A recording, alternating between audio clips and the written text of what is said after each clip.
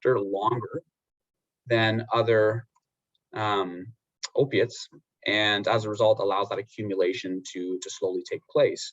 It also blocks the activity of other opiates, making those opiates less rewarding or less reinforcing because of it blocking with that high affinity and not being then bumped off as readily by other opiates. And the second thing is it is a partial opiate agonist, and this is really key from the kind of safe prescribing consideration. It provides enough opiate agonist activity to prevent withdrawal and cravings when it's at the correct doses, but often isn't associated with the same levels of euphoria or sedation as full opiate agonists. And the third thing is it does have a ceiling effect, meaning the doses beyond 24 to 32 milligrams don't seem to infer an additional opiate effect at the synapse, and therefore, as a result, when compared to classic, opiates that you might be familiar with, hydromorphone and things like that, it doesn't seem to have the same respiratory depression risk or overdose potential when compared to those other medications. So the next thing to kind of consider is how does it actually work from a nuts and bolts perspective? So there was a lot of really important research done by Grenwald and his research team in 2003, and then looked into in 2007 and 2014. But essentially what the study was that they gave people doses of buprenorphine, waited a period of time, and then gave them hydromorphone or carfentanil and put them through a PET scan. And they basically were able to measure the receptor availability through these tests to say, okay, at what doses do we start to see these blockade effects kind of being implemented? And a lot of that was really then important to justify the approach today. So they found that when you have roughly, and we have to say roughly because there's such things like upregulation, and we are in a fentanyl era which does promote a lot of upregulation, but roughly less than 50% opiate receptor availability is needed to suppress withdrawal. And then if you have less than 20% receptor availability, that seems to also then potentially block the reinforcing or subjective effects of typically abused narcotics or opiates. And then as a result, we can kind of use that as the underpinning for our approach to microdosing. So then they do these different studies, as I've said, and you can see on this table, it kind of illustrates exactly their findings quite succinctly. On the left-hand side, I don't know if you can see my cursor there, but it's essentially 4 hours after giving these various doses, what was the mu opiate receptor availability. So interestingly, you can see, at 2-ish milligrams, you're by and large between 70% available, maybe as low as 65% available, but you're very much still largely above 50%. And then of course, as it trends down, you can see you start to cross below that 50% threshold. So arguably, and it's kind of hard to say because I didn't put a nice line there to compare, but around 4 milligrams, you start to see a trend emerging where it's accumulating to the point where more than 50%, are more saturated. Now, of course, you do still have outliers, but by and large, the trend is moving towards that. So that's a key thing that kind of is good to know when you're considering microdosing.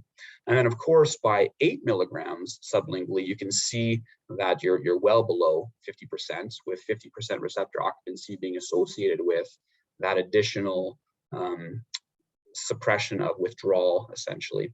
And then of course, by the time you're all the way down to 16 milligrams, you're finding that you're well below, and of course, kind of crossing that 20% receptor availability, which is associated with blocking that euphoria, or kind of positive reinforcement of other traditional opiates. But what's also interesting, and we'll talk in a moment too, is then they gave 32 milligrams just to see essentially, and there really isn't a big difference between the 16 and the 32, which is also nice because it kind of gives me in my mind a benchmark to see.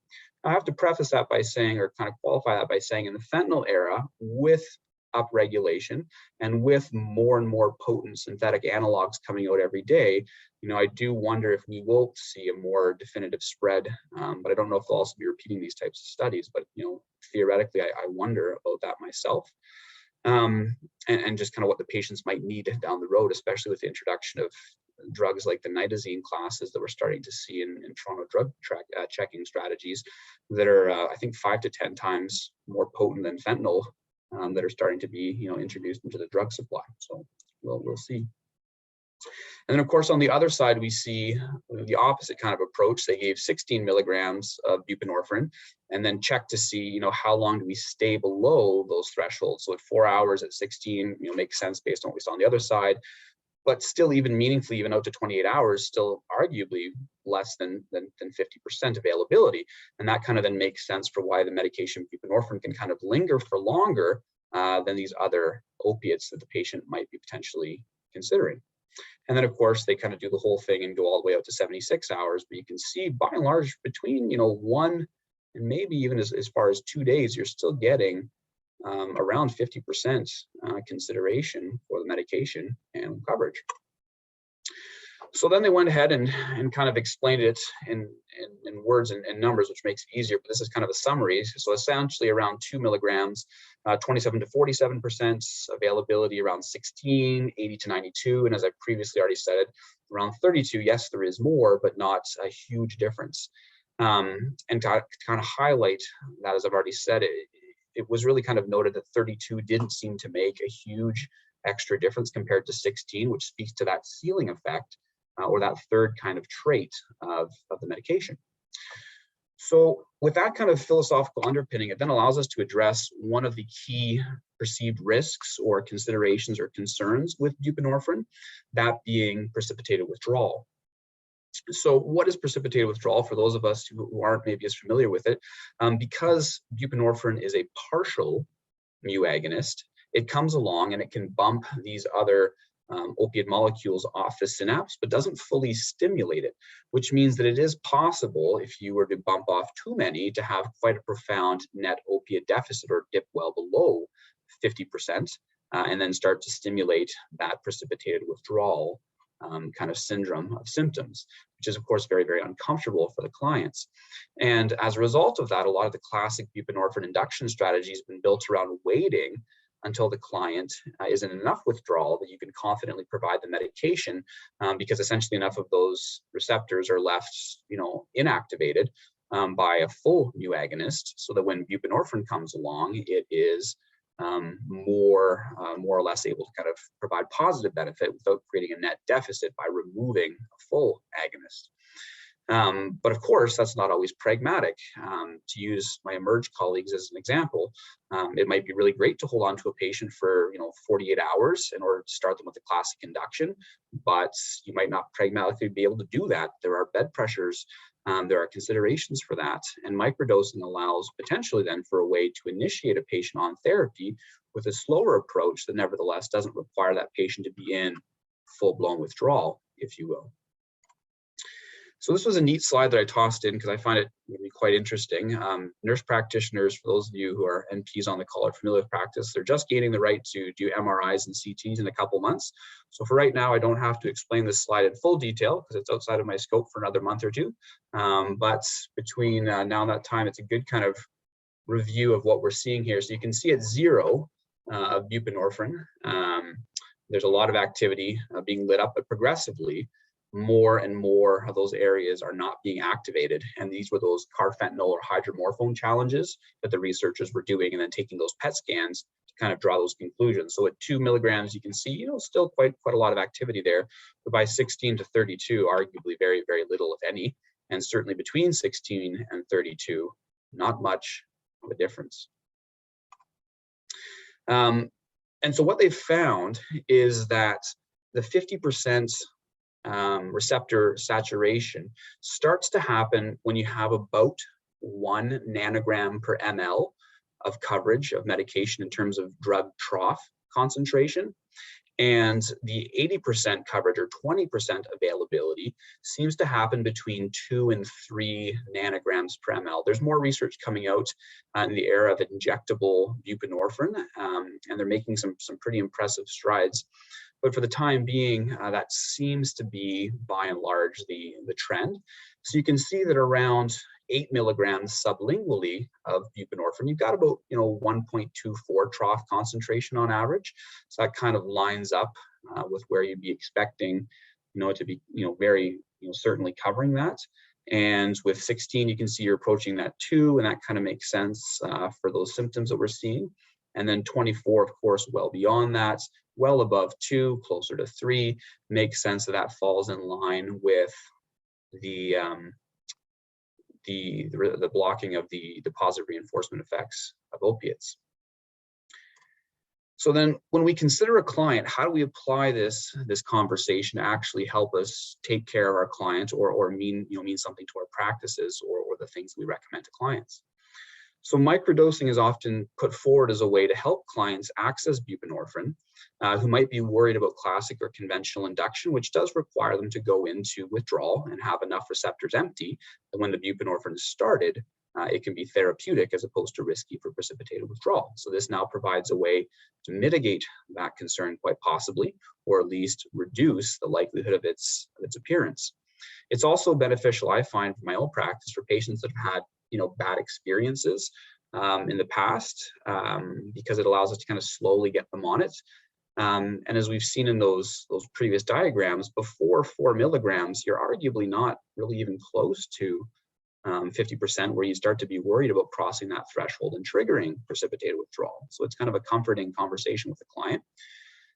The second thing is often clients can have challenges for various reasons coming in enough withdrawal. And when I was doing my classic inductions, more so one of the challenges was saying, okay, well, you're not in quite enough withdrawal. We got to wait a little longer. Can you come back? Or, oh, shoot, the day is ending and, you're not quite in bad enough withdrawal. Now you've got to go home. I've got to give you additional instructions. And it just created this added layer for both myself as a prescriber and my patients as well. So this is a way to potentially address that consideration as well, too.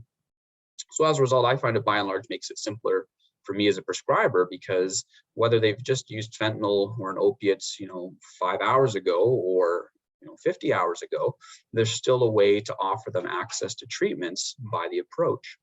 And if they're still actively using but wanting to reach out for help, which I have a lot for myself in my practice now, people showing up saying, like, right now, I need to start this right now, something right now. This is a way to kind of meet them where they're at and begin something, which can often be quite meaningful for them to be able to walk in and kind of start something right off the hop. So what do we have to consider? And this is basically just lifted right off of the British Columbia Addictions Guidelines. Allergy, of course, is a hard contraindication if they're allergic, but the rest of them are often considerations. So pregnancy specifically has an asterisk. Now, I fully declare right now I am not a perinatal addiction specialist, and I happily consult my colleagues when I've got pregnancy or pregnant patients that are presenting. The thought, though, is could there potentially be a risk to mom and baby? Yes, there is a caution of that. But using illicit opiates is probably far more risky, and allowing mom and baby to go into full-blown withdrawal, of course, would also be very risky as well, too. So that's why the asterisk is there. Then, of course, severe liver dysfunction. You're wondering about clearance and severe respiratory distress. Of course, if a person's having a hard time breathing, giving them something that does have some stimulation of the CNS, even if it is less, is of course, risky. And then DTs and alcohol intoxication, kind of make intuitive sense as well, too. So what does it potentially look like? So to kind of pause here for a second, there's a couple dosing algorithms put forward by the Medify group, and I've used them, and they are beneficial. But I think the key thing to highlight, even as I was reviewing with one of my colleagues who helped create some of these, is to highlight this patient-specific focus. So if the patient needs a little bit more time because they're feeling symptoms, it doesn't mean you have to go up at the next day, but it's kind of a guideline to facilitate a patient-centered approach in order to have them access the therapy. So this is an approach for instant release or short-acting opiates, such as hydromorphone, which is very common where I'm working. And essentially, you can see for days 1 through 7, that first week, most of your doses are essentially all below, coming even close to that 50%, where you would start to be worried about precipitated withdrawal. And it's only by day 7 that you start to say, okay, maybe 27 to 47%, maybe they absorb more, maybe they absorb less, maybe they're an outlier. But below that, you're arguably well away from that 50%. So it's important to acknowledge that while we might not be fully suppressing their withdrawal at that moment, we're probably not at high risk for triggering precipitated withdrawal if we're taking a patient-centered approach and following up with the patient, because of course absorption and metabolization will be different from client to client depending on their situation. But I find it very comforting to know that even for the first week, if I have a patient appear on Friday, I can easily start them on medications and have them follow up with me on Monday. Or if they're an emerged patient on a Saturday morning, or a primary care patient, we want to have them access therapy and follow up with RAM, we can still provide them access to medications with, I would say, a greater degree of confidence in terms of the safety for precipitated withdrawal, just based on that original conversation we're having in terms of how it is found to stimulate the receptors. Now, they might need more, of course, but certainly starting them on something wouldn't seem to be risky to put them into precipitated withdrawal as much. And so essentially then, once you're at the 7-day mark for those fast acting opiates, you can simply stop it. You know that you're probably close to around 50%-ish, and then just start to give them, 2 milligram doses every 1 to 2 hours or so. I know this says 1 hour, depending on your setting. You might be able to go faster, like 1 hour versus 1 to 2, which I sometimes do with my community prescribing, in order to get to those target doses where we know around 16 milligrams, we're having pretty good coverage for both positive reinforcement and withdrawal. In the fentanyl era, they might require more, but it's kind of nice to know-ish where we'd kind of expect to land in terms of the overall amount needed. What I find myself looking to more is the long-acting opiates, mostly because most of my clients are doing fentanyl, to be quite honest. And fentanyl is a very potent opiate, which does want to linger in the synapse. But even with that, there's still that same kind of approach. And as you can see right here, they continue to maintain their dose, and they're slowly building up and accumulating. And essentially, buprenorphine is outlasting those other longer acting opiates. And where I'm seeing this a lot now, specifically in the last several months, is methadone for clients that aren't able to get to the doses they want to get to on methadone, or having troubles with access to care or things like that. Being able to convert them over from methadone to Suboxone is potentially an option. And as you can see, it will take 2 weeks, quite possibly, but it is possible to do. And there's an approach to do it to make it easier for the patients to access that medication. So then what do we have to consider when we want to look to implementation? So we'll just kind of review these different aspects right here briefly. So these 3 categories kind of sit on the basis of client stability. So for a client that has more supports, maybe is using prescription opiates. So in my context, that's fewer and fewer of my clients, or is very well supported. Perhaps they don't need to be daily dispensed at the pharmacy, but I've put that down there as kind of always an option, because it's a way for prescribers to get in to it, to be able to offer access to these medications for clients, and a lower barrier way for clients and prescribers. But with essentially daily dispensing, it allows for dosing accuracy. They can go to the pharmacy, or they can have a blister pack if they're more stable. And on that day, you can just follow those algorithms of slowly building it up, just like we would titrate for anything else. As long as the client doesn't take more than that and try to jump, well beyond 4 or something like that, it's relatively lower risk, I would put forward. The second thing, and truthfully, this has been the biggest win for me on a clinical setting, is it promotes patient engagement if they're coming to see me. And I've found, as much as the medications is very, very important and obviously really critical to a lot of people's journey of recovery, that therapeutic rapport is something that is really important as well too. And clients often find the first few days are quite chaotic as they're trying to make these changes, and it's nice to have that kind of close engagement with the RAM team or with their provider. But on the other side of things, if that isn't possible, they can still be accessing it through the pharmacy for a couple of days to bridge them to that specialist appointment with RAM or with another provider who's going to take over their care, and still be starting that therapy right away. And of course, then this allows for med titrations and conversation with the client to say, hey, do we need to take an extra day at 3 before we go up to 3.5 or 4 or something like that?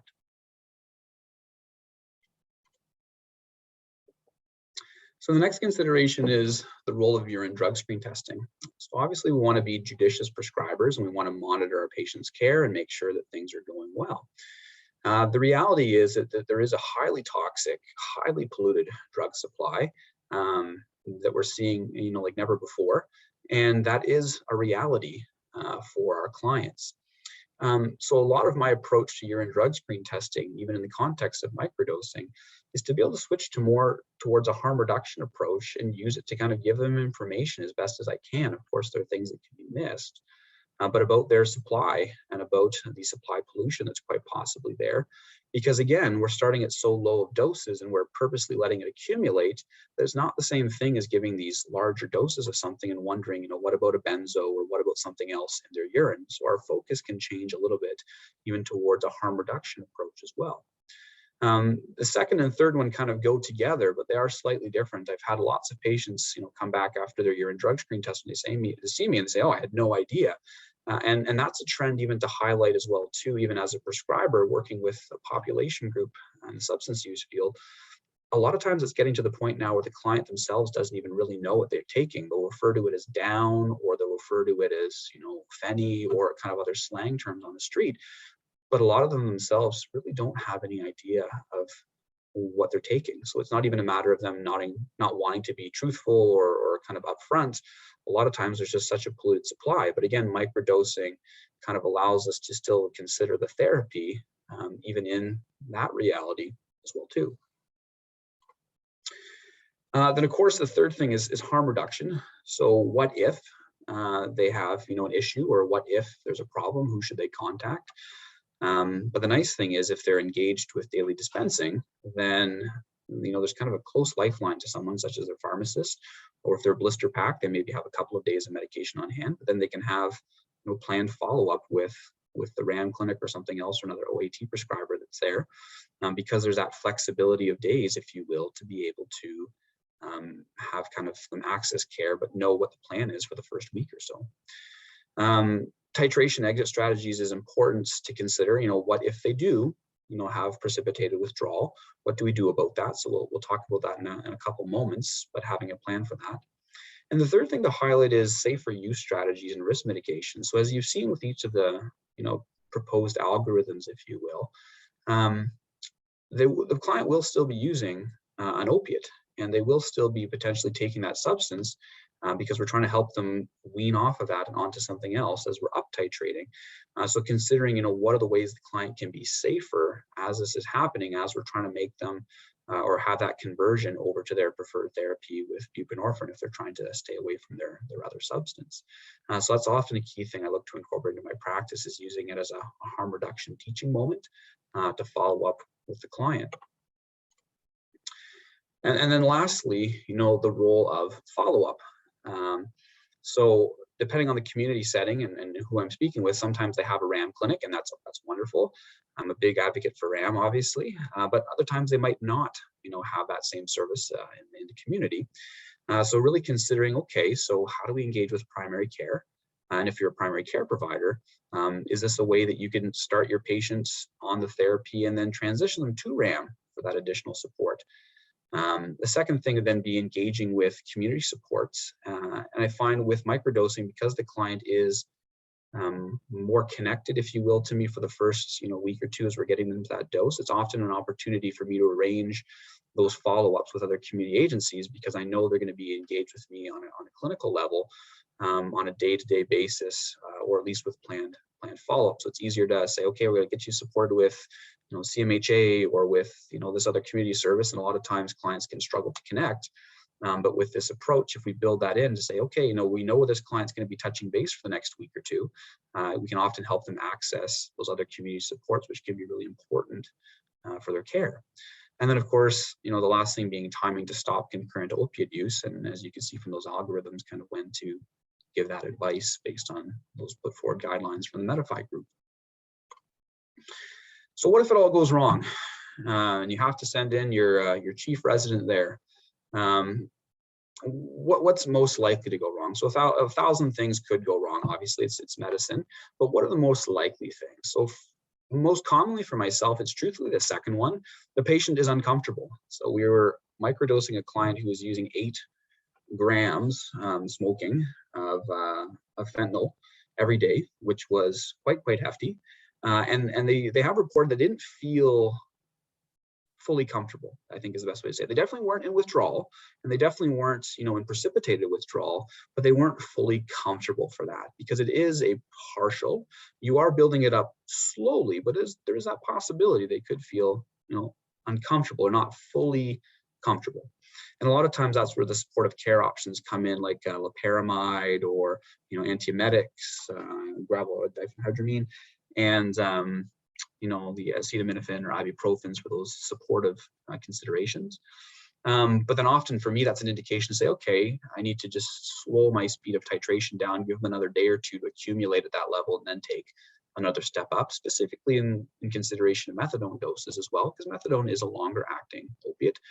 I guess the worst case scenario often for buprenorphine in general is, we put the person into full-blown precipitated withdrawal. But as you can see earlier from the research, below 4 milligrams, that's less of a consideration just due to the nature of the pharmacokinetics and accumulation of the medications based on the available data. If that does happen, often the recommendation, just pulled straight out of the guidelines, is either to pause and support them, but more pragmatically, a lot of times, if they're having it at 4 and that we're almost there, right? Is the patient potentially able to convert to a classic induction? Or as some of you might have heard, if you're more plugged into the addictions community, macrodosing, but it's outside of the scope of the talk today, to just say, okay, the answer isn't less buprenorphine, the answer is more. Let's get up to that 16 milligrams as quickly as we can. Let's titrate you up aggressively, because we know, around those doses, we're going to have, for sure over 50%. I guess we can't say for sure in medicine, but with quite confidence, over 50%. And as close to that 80% receptor saturation by the time we're up in around the 16s or something like that, again, based on the available data. And we can always bump up more if we had to because of the ceiling effect, but is that a way to then power through and actually just give more and get there? And often I find if my patients are aware of that going in, then it's a less kind of a troublesome thing that happens. Nobody's happy, I'm not happy, they're not happy, but we all know what the exit strategy is and what the rationale is in order to kind of get there, if you will, to help the client feel better in those moments. What if they miss doses? And this is something that does happen to me as well. Based on the guidelines, I follow these basically myself. If they've missed a dose, then okay, it's probably okay to just repeat it. If they're missing multiple doses, and especially in the early days when there's very little going into their system, you're probably best just to restart. But the other thing to kind of highlight is the role then of reviewing the barriers to access. And I find this is the biggest thing for me when I'm on the phone for that, 10-minute call with my clients, because the pharmacy's called to say, okay, what's going on? Is it access? Is it medication? Is there something else going on that I can do to assist you access therapy and go from there? So then we're about at the midway mark, so we'll have time for the case study, it looks like, which is great. Applying this knowledge that we have, let's take a look at our fictitious patient, Glenn. So Glenn's 36. He comes to the ER. It's Saturday. We'll say it's 1 in the morning. Glenn's really upset because he's lost a friend due to a drug overdose, and he wants help right now. And he wants to start his plan today. Glenn has a 2-year history of fentanyl use, and he states that he's used a couple hours ago, so we'll just say arbitrarily 2 or 3, before he came in this morning, and he has a history of using 0.5 gram of fentanyl each day by smoking. His COW score as a result kind of makes sense. It's 2, or well below a COW score of 12 would we traditionally consider a classic induction. His vitals are otherwise, not raising any eyebrows. His urine drug screen test comes back positive for hydromorphone, cannabis, and cocaine, but interestingly enough, not fentanyl. Because it's the emerge, for the sake of this case study, maybe you're able to get some baseline blood work, like liver functions, and it's generally unremarkable. So what are Glenn's OAT options? So I'll just give you a moment to kind of consider in your own mind, and then we'll kind of walk through there as a group.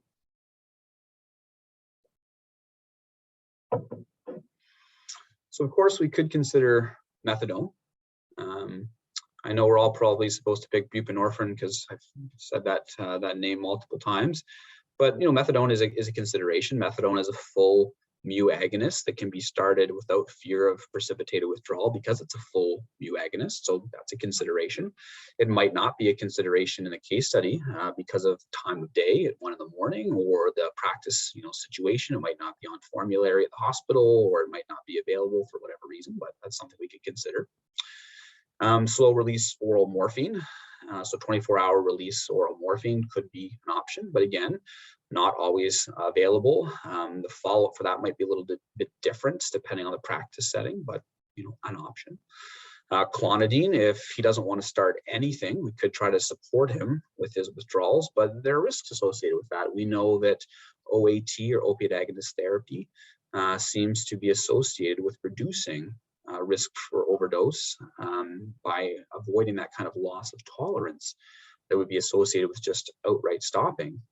We could say naltrexone, but I would say that might be the riskiest one of the list up there, because naltrexone, being a full antagonist, would most certainly be at risk of precipitated withdrawal by essentially working on those same mu receptors and potentially triggering that because he still is actively using. And by and large, one of the other options that sometimes does happen is the answer is Glenn has no options. It's Saturday, and depending on availability of clinical resources, RAM might not be open, or an OAT prescriber might not be available. But with our sixth option of microdosing buprenorphine, would that be a way to start him and bridge him to his appointment on Monday or Tuesday if he's following up with the RAM? So let's see what Glenn decides to do and what he thinks. So Glenn says, been on methadone in the past. I didn't like it. And he found that he struggled to consistently engage with treatment for more than a few weeks. And as a result, he never found that he got to a dose that worked well enough for him because he had frequent restarts. So in my mind right there, that brings up something. Okay, how long is a few weeks? Because this will take some time as well too. Even if we do microdosing, are there barriers that we need to consider for you to access this therapy as well too? What does that look like? Now, it might be easier because we know that within a week or two, depending on the substance, we could probably get there. For the fentanyl, I would argue probably closer to 2 weeks. But at least we know it's a kind of a 2-week thing potentially.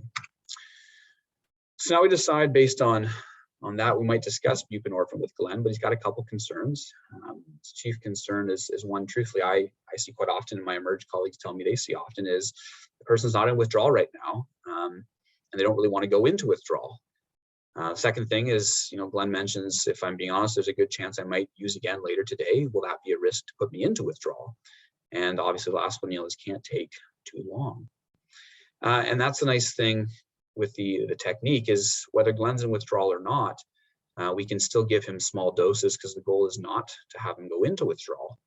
And secondly, I think having that conversation with the microdosing technique, Glenn will still be using his substance as we look to titrate him off of that using the microdose approach.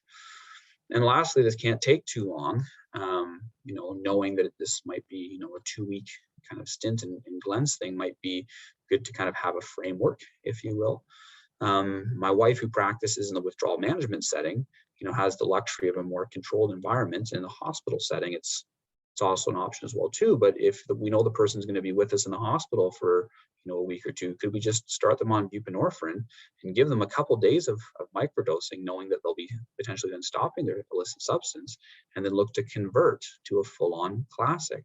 So using microdosing as a way into a full classic induction.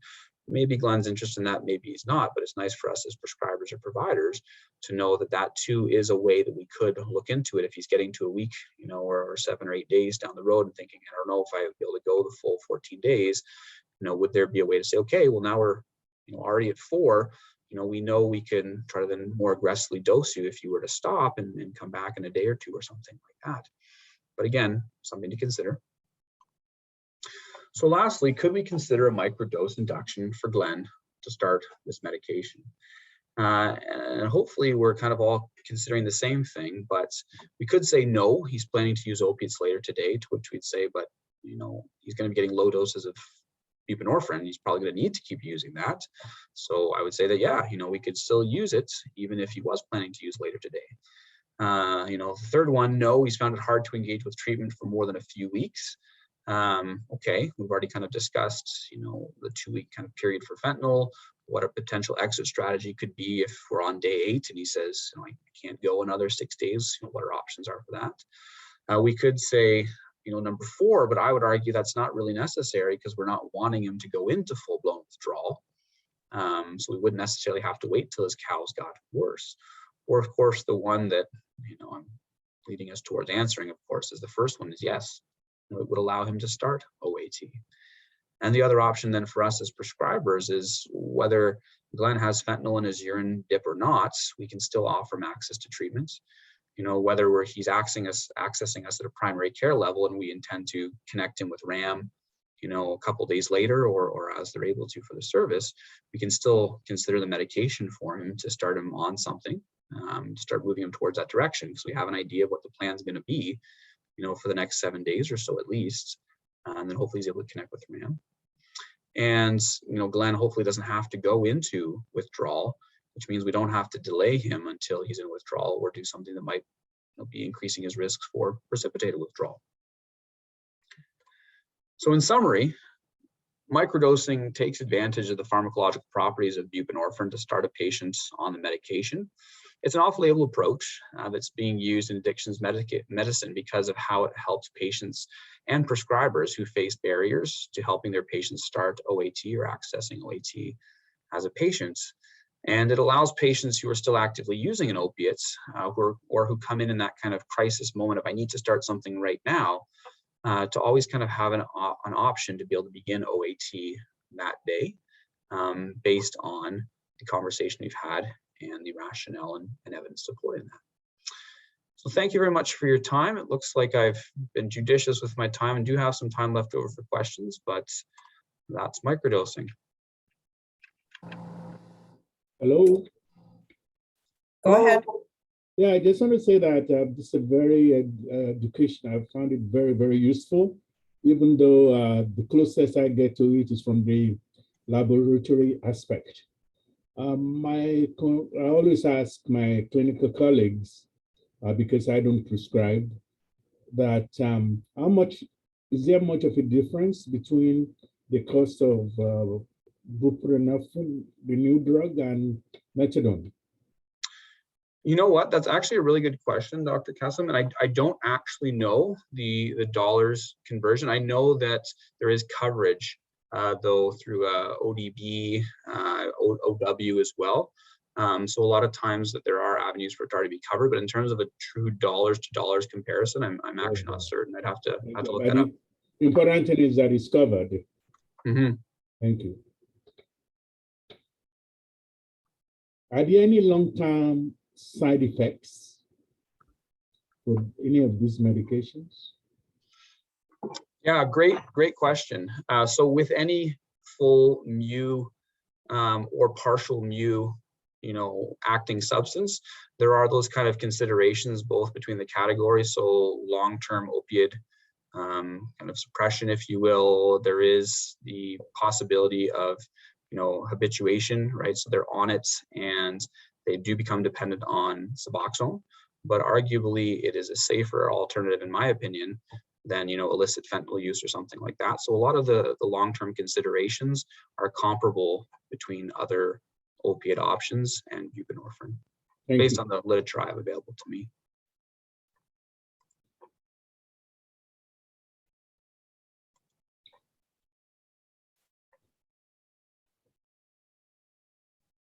Any other questions?